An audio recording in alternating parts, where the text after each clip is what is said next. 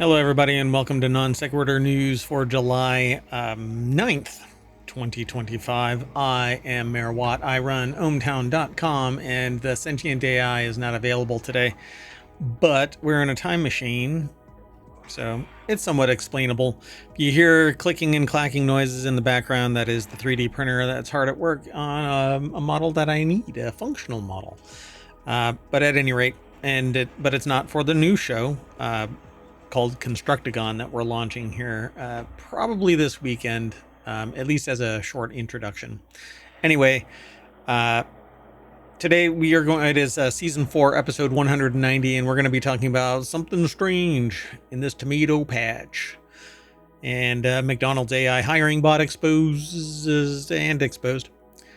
Brands winning and losing in 2025. Amelia Earhart's Lockheed Electra found, possibly, again, maybe. Gilligan's Delta flight for way more than 3 hours of a tour, and Call of Duty World War II pulled from the MS store after, well, some issues. A new Jeep Patriot was purchased, apparently. Maxell's Bluetooth cassette player. There's an old meme with Harry Potter saying it's stapled to my Switch 2. Anyway, that's not what he actually says, but I'm changing it. And keep your jars of pee at home, please. Thanks.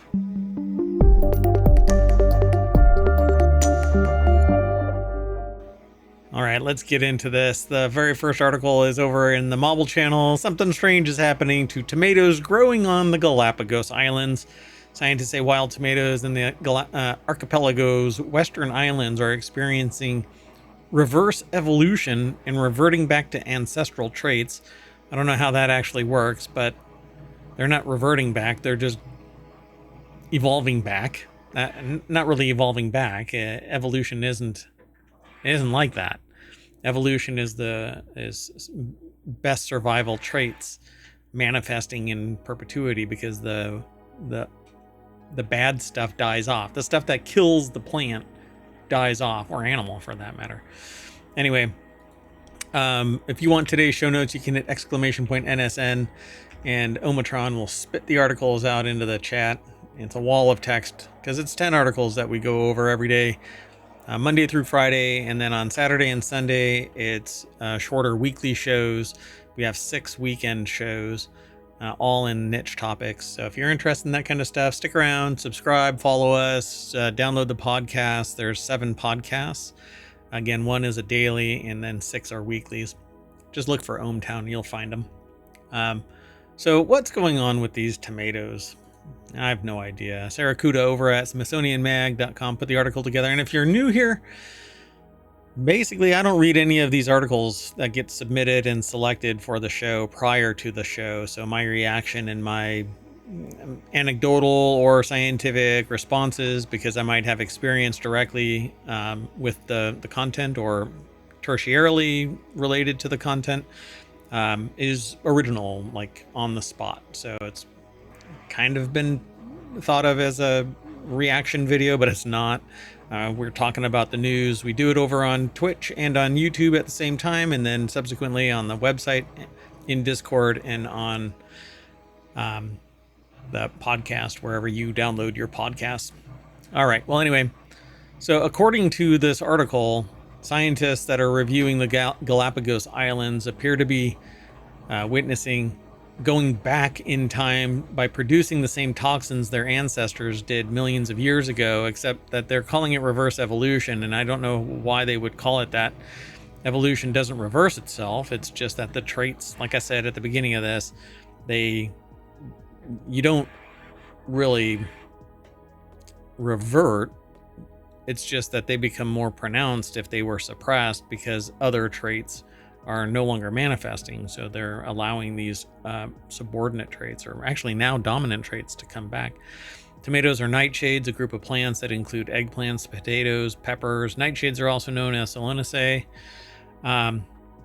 Produce bitter compounds called alkaloids, which help fend off hungry bugs, animals, and fungi. Hey! Well, anyway, when plants produce alkaloids in high concentrations, they can sicken humans who eat them. To better understand alkaloid synthesis, researchers traveled to the Galapagos Islands, the volcanic chain roughly 600 miles off the coast of mainland Ecuador, made famous by British naturalist Charles Darwin, to earn their own Darwin Awards. Anyway, so these tomatoes are growing on the Western Islands. They've got a picture of them over at SmithsonianMag.com, and they're producing what they are referring to as ancestral alkaloids. It's kind of a watered down version of what evolution is, apparently, because they're not they're calling it reversing evolution, and it's not. Scientists were able to uncover the underlying molecular mechanisms at play. 4 amino acids and a single enzyme appear to be responsible for the reversion back to the ancestral alkaloids they found. They also used evolutionary modeling to confirm the direction of the adaptation, that is, that the tomatoes on the Western Islands had indeed returned to their earlier ancestral state. I don't know how they know that, but okay. But adaptation and evolution aren't one and the same.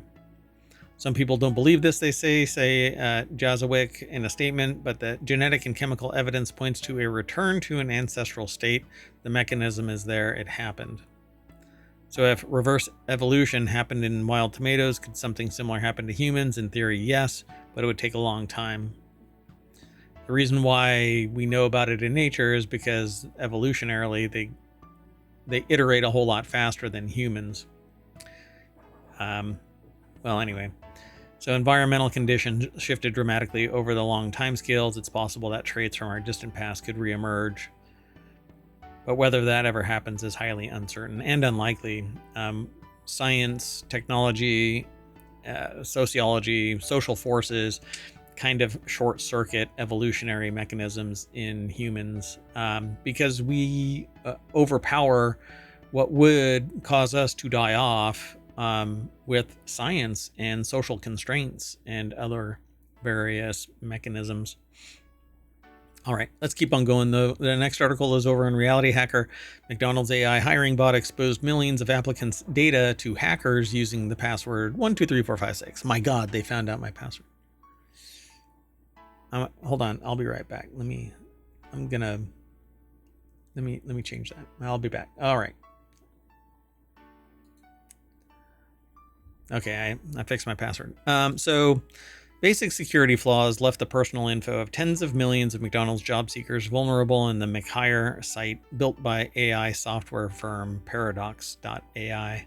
I swear I thought I read something about Paradox. Is it Paradox.ai? Anyway, so the article is over at wired.com. I don't know if I'm going to be able to read the whole thing. Because I'm not logged in. Anyway, if you want a job at McDonald's today, there's a good chance that you'll have to talk to Olivia. Olivia is not a human. It's an AI chatbot, and the information was eventually exposed. It says it directs them to a personality test and occasionally makes them go insane by repeatedly misunderstanding the most basic questions. There's more in this. You'll be able to access it. I'm kind of air-gapped right now, and I haven't logged in. So you'll have to go over and check it all out a little bit deeper. But apparently they had a default password of 123456. And I'm sure that it was just that. I'm sure somebody manipulated it, right? Wink, wink, manipulated it into exposing that data and changing passwords, maybe. I don't know. The next article is over on the mobile channel, Coke Pops, Marichan, or Marichan, and those two brands, it says here in the article, and then references the brands winning and losing Gen Z in 2025. So the current generation that's running around, sub 20-year-olds, is Gen Alpha. The previous generation, hedging towards 40 now, is 30, is Gen Z, and then before that is my generation. So purchase consideration is up for Coca-Cola, but down for instant ramen noodles brand Marichan. And I think it's because Coca-Cola has amplified its messaging because they're in kind of a war with Pepsi. So the article is over at adweek.com. These are the 10 brands growing with Gen Z and 10 that are falling behind. I don't know. Again, this is one of these accounts that have like a somewhat squishy paywall. But Paul Hybert. Oh, wait. Did I say the name of the last one? So the article about McDonald's, that was written by Andy Greenberg over at wired.com. And just to make sure, yeah, I said the one for the weird Galapagos Island, Sarah Kuda over at smithsonianmag.com. Anyway, Paul Hebert over at adweek.com put this article together. Between January 1st and June 1st, purchase consideration for Coca-Cola among U.S. consumers aged 18 to 24 increased from 56% to 71%. Coke, 15-point jump, was larger than any other recorded for Gen Z in the same age range. And again, I think it's because they've pumped up their advertising. In March, Coca-Cola relaunched its famous Share a Coke campaign with a focus on connection and personalized experiences to better reach Gen Z. The dating app Hinge, which recently rethought its marketing message to speak to dating app-weary youths. Hello, fellow youths. Excuse me, what's a ute? Anyway, has also seen its purchase consideration score rise 14 percentage points during the same period. So it's a report that's from research firms GFK, Nielsen IQ, and World Data Lab. And it's about a cohort of shoppers expected to control $12 trillion in spending power by 2030. That's the Gen Z consumer. And so what all is going up and what all is going down? Well, let's see. So these are the risers up here. Coca-Cola, Hinge, Kelly Blue Book, Manuka Health, Olipop, Jolly Rancher, Lululemon. All right. Lululemon is still around. General Mills, LaCroix, Scrub Daddy, which is really interesting considering the discussion around plastics, nano and microplastics. Scrub Daddy is nothing but microplastic giving off. I mean, if you touch an older aging Scrub Daddy, it just falls apart. And I don't even know what, and again, it's anecdotal, but you can go and do it yourself. Go and look. Go and grab an old Scrub Daddy and squeeze it. I'd have to look to see how much nano and microplastics fall off of it. Anyway, the declining brands among Gen Z in 2025 are Maruchan. Not sure why. Maybe people aren't really into ramen anymore. I love ramen. Nerf Super Soaker.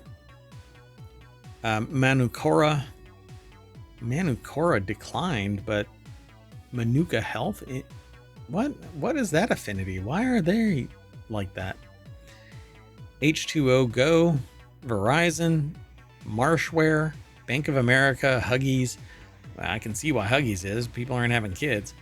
HelloFresh and Ling Ling. Don't even know what Ling Ling is anymore.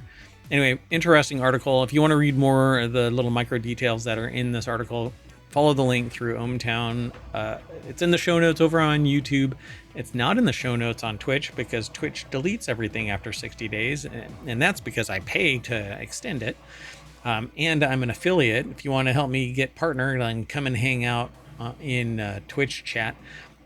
And be sure to follow so that, and over on YouTube, I'm trying to grow the channel. So I'm always looking forward to having a conversation with people. But we do the show sporadically. It's every day. But sometimes my mayoral duties keep me from doing the stream on time. So like this episode is for the 9th. And then hopefully I'll be able to do the 10th tonight, which is my time. But if you're watching this, then you're on the 9th because this is a time machine episode. And it's part of the world building of ohmTown. Anyway, let's keep moving. The next article is over in FourWheelTech. Amelia Earhart's Lockheed Electra 10E may have been found under the waters of this uninhabited island. And I swear it's almost every month that I hear something new about Amelia Earhart's Lockheed Electra. The article is by Nicholas Werner over at jalopnik.com this time. And it says on July 2nd, the 88th anniversary of famed aviator Amelia Earhart's disappearance, 88 years ago, we're still talking about it, Purdue University announced an expedition to confirm whether or not the wreckage of her plane had been found. Satellite imagery from a decade ago indicated the presence of something that sure looks like a plane under the waters of Nikomororo Island, an uninhabited spit of land in the middle of the Pacific Ocean that just happens to be near Earhart's intended flight path. Now, the university where Earhart taught in the aeronautics department wants to find out exactly what it is. This isn't the first time Earhart's investigators have been to Nikomororo. Human bones were recovered from the island previously, which scientists determined with 99% confidence belonged to the beloved pilot. Per the university student's paper, The Purdue Exponent. So these are apparently, this might be the plane, and if with that certainty regarding the bones, maybe, just maybe, they'll be able to figure out exactly what happened to Amelia Earhart. Maybe a mechanical failure. She ditched the plane just next to this island, made it out to the island, and survived as long as she could in whatever condition she was after the crash. I can't imagine that it was a very pleasant landing. So if the team strikes it big, later expeditions will be charged with finding out more. So I'm really trying to figure out, let's see, since nobody noticed any aircraft wreckage on the island, which isn't very big, it would probably be under the water. Time will tell. So yeah, that'd be fascinating. There used to be pictures. I'm sure if you search for it, you'll find the pictures. So the next article is over in Non Sequitur News. Delta passengers were stranded on a tiny island in the middle of the Atlantic for 29 hours after mid-air engine trouble. A Delta flight diverted to a mid-Atlantic island after an indication and met Amelia Earhart's offspring. Kind of fascinating. No, not really. Anyway, passengers were stuck on Terceira, part of the Portuguese island chain, the Azores, for more than a day. The island sent another A330 from New York to pick up the passengers. Delta Airlines had to send a rescue plane. So the article is by Pete Syme over at businessinsider.com. And it says, however, data from Flight Radar 24 shows 4 hours into the journey, the Airbus A330 turned around over the ocean. It was supposed to land in New York 7 hours later. But nope, not really. Roughly an hour later, it landed in La Haye Airport on the Portuguese island of Terceira. It's part of the Azores, 1,000 miles away from the country's mainland. The airport shares its runway with a military base and only serves about a dozen destinations commercially. Oh, that's fascinating. So it was a 21-year-old A330. As safety comes before all else at data, the flight crew followed procedures to divert because of an engine mechanical failure issue, they said. All right, let's keep going. The next article is over in WarCrafters. Call of Duty World War II pulled from Microsoft storages days after joining Game Pass because of players getting hacked. According to this article, PC subscribers who now access the game through Microsoft Store could play the Game Pass version of Call of Duty World War II. So the version of the game has been taken offline amid basically claims that people are getting hacked. Ethan Gack or Gash. I'm not sure how they pronounce their last name. Gach. Wow. An error would pop up and it says, get hacked by, and then a name. Your PC is now mine. So if that's the person, wow. Players who got hit had their desktop backgrounds changed to the face of the video game lawyer Mark E. Mayer, who is representing Activision in a current lawsuit against Call of Duty cheat makers. Way to gather support for your cause, hackers. That's not how you do it. But okay. So gamers are going ballistic, reported the hacking news account VX Underground via PC Gamer. A day earlier, on July 3rd, Call of Duty World War II became available on Xbox PC Game Pass. Contains an unpatched RCE exploit. Someone is trolling gamers with notepad pop-ups, PC shutdowns, and porn. So, and I'll probably get demonetized for even saying the word. I won't be able to promote this episode, that's for sure. but we'll see. I basically do this periodically where I say nothing. I don't talk about politics. I don't talk about that kind of stuff. I don't talk about anything really, except news, just news. And I'm referencing the news. And when I say I won't be able to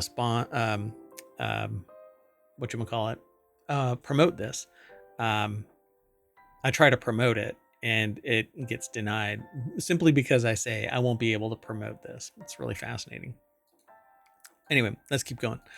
So the next article is over in FourWheelTech. Oh, and if you don't remember the name of this show, it's Non Sequitur News. And so sometimes the conversation diverts because everything is interconnected. You may think it's not, but there is a thread that connects every single thing to everything else. You might think it's in isolation, but a person who does something supposedly in isolation has a thread that links them to other things that led to them doing that thing supposedly in isolation. All right, so this next article is over in FourWheelTech. One poor sap just bought a brand new Jeep Patriot. There are a few things that Stellantis still does better than selling vehicles it no longer builds. So apparently it still sells them. Andy Kolmowitz over at jalopnik.com put this article together, and it says there are a few things Stellantis does better than selling vehicles it no longer builds. Over the years, we've uncovered, and we're talking about Andy Kolmowitz and Jalopnik saying these things. We've covered this dead car phenomenon at length. Most of the time, buyers end up getting cool stuff like a leftover Dodge Viper or Challengers. However, some folks aren't that lucky and they end up at the bottom of Stellantis' proverbial barrel, buying things like previous model year Darts and Journeys. They thought it was bleak as it gets, but turns out they were wrong. And I think they're reading this report. The Jeep Patriot. Yeah, they were looking at the Stellantis' second quarter sales report when they noticed a small one in the Jeep category, Jeep Patriot. God forsaken, apparently it says here. Do you know when the Patriot was discontinued? 2017. That's 8 years ago. Now, how the hell did this car been sitting around on a lot at least 8 years without a buyer? And who was the poor bastard who finally got tricked into taking it home? So it says, it's hard to say exactly when the last Patriot was sold before this one. They say, Jeep didn't sell any in 2024, according to its own sales reports. According to Good Car, Bad Car, Jeep sold 15 Patriots in 2021. And as for 2022, 2023, it's a mystery. There's no data, but if I had to guess, none were sold. Well, you'd have to go back and look at their second quarter sales report, or third quarter or fourth quarter. Look at their annual sales reports. Stellantis, somebody has to be babysitting Stellantis' quarter sales reports and collating them in. Anyway, Dead Among Us. Yeah. What do they call them? Dead cars, where they're brand new, sitting on a lot, and somebody buys them. All right, let's keep going. The next article. Oh, by the way, and this is one of our shows, FourWheelTech. It's on Sunday. It's the third one in our 3-block show where we do WarCrafters, then Technology Today, and then FourWheelTech. So WarCrafters is about gaming. Technology Today is a deeper dive into science and technology and the technology around it. And FourWheelTech is automotive news.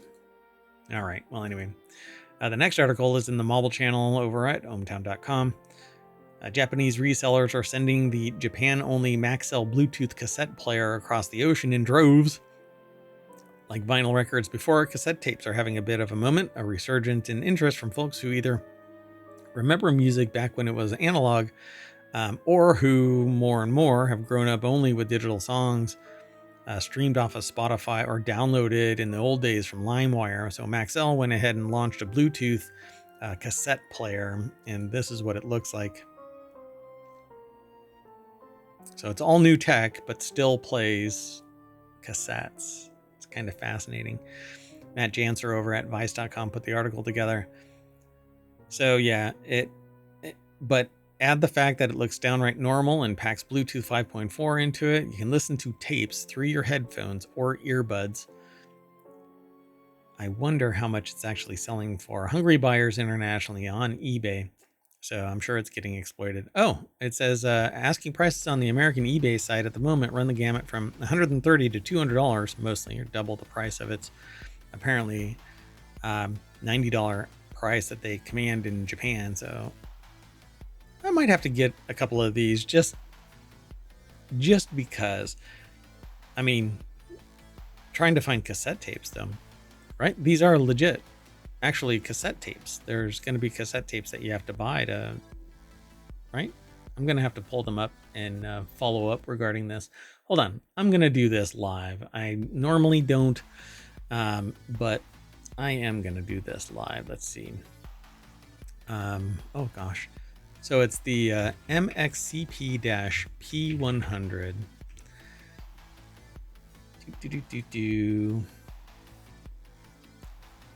Why does nobody actually open it up? Does it actually play cassettes? But unlike vinyls. All right. I don't know. Nobody has it open. At least nobody real quick. Let me go look at eBay. Yeah, still nobody opens the thing. It's always closed. Is it an actual... Does it just look like a cassette player? Or does it actually...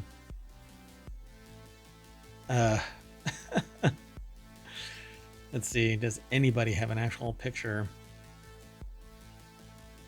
No, not of it open. Nobody has it actually open. Okay, sorry if it went quiet. Off axis from the mic, it gets really quiet. All right, well, anyway, let's keep moving on. Our next article is over in WarCrafters, which is our first show on Sundays. And this article may make its way into the Sunday show for those who only subscribe to the WarCrafters episode over on Apple or wherever you catch Pod. It gets distributed to all of the podcasting platforms. So GameStop's stapled Switch 2 has gone from PR nightmare to absolute goldmine. Console releases happen every few years. They're a huge success. It says they're a huge occasion for major retailers, and this one was a huge success. But when people started receiving some of their messed up Switch 2s, they blamed GameStop because they stapled through some material. So that's especially the case for an enthusiastic storefront like GameStop. Early adopters will flock to the specialist stores before considering mainstream options that may offer the same breadth of, may not offer the same breadth. So you'd think that when news started to spread that GameStop had sold ruined Switch 2 consoles to hundreds of customers, alarm bells would go off at GameStop HQ. But what began as an undoubtable marketing fiasco has been fully embraced by the beleaguered retailer, as evidenced by their latest PR blast. The article, basically somebody stapled receipts or something to the boxes or through the bag or something. But yeah, they're apparently auctioning off the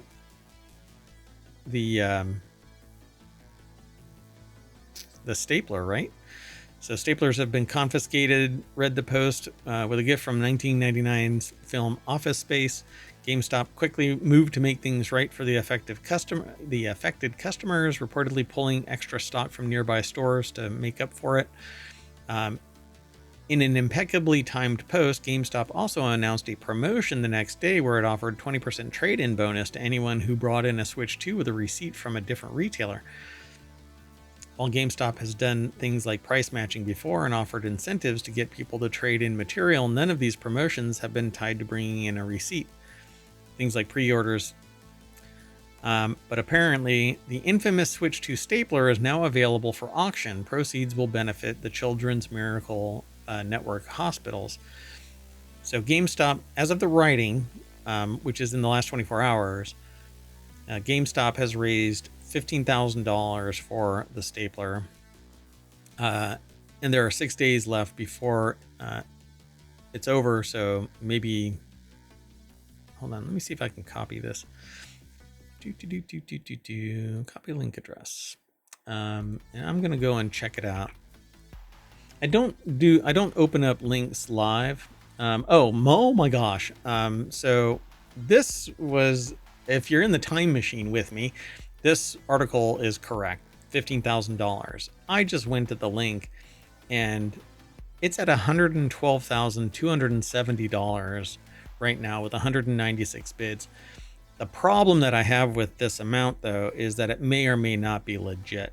People basically scam this, and it could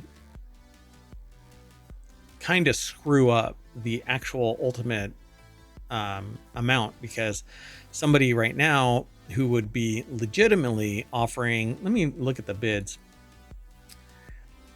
So it actually just crept up. It slowly crept up, like $1,000 or so, and then somewhere along the line, somebody kept on bidding. There's one person that's seemingly raising the bid quite a bit, but I guess we'll see. We'll watch and see what happens. Yeah, it's at $112,270, and that last bid was at 12:41 Pacific, so almost current. Anyway, let's keep on going. Good luck, and I hope that whoever is making these bids actually follows through. Children's Miracle Network Hospitals is a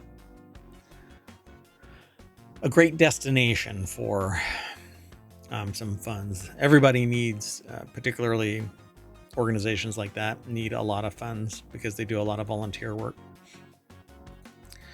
All right, so the next article is over on the Mobile channel. Please stop leaving us jars of pee. Scottish clinics beg. A medical clinic in Fraserburgh, Scotland has had enough. Locals have a nasty habit of just casually dropping off their bags and jars of pee rather than submitting it through proper channels. Yeah. Caught by UPI's Ben Hooper, the Sultan Surgery, it says the Sultan Surgery. I guess it's a surgery as a location. So Sultan Surgery recently posted a plea on social media asking residents, pardon me. Oh no. That is not true. Sorry, something is happening. I'll have to figure out what's going on, but I need to solve this. I need to finish the show. All right. Well, anyway, folks have been strolling in to this surgery and just dropping off their pee bottles. Louis Prada over at Vice.com put this article together. Yeah, stop submitting unsolicited and frankly questionably packaged pee samples, says the Sultan Surgery. Folks have been strolling in with jars, jugs, and what appeared to be emptied containers of jam that once had delicious contents and replaced with urine, often entirely unprompted. It's almost like people are just saying, hey, clinic, do you need some pee? Because I've got some extra pee.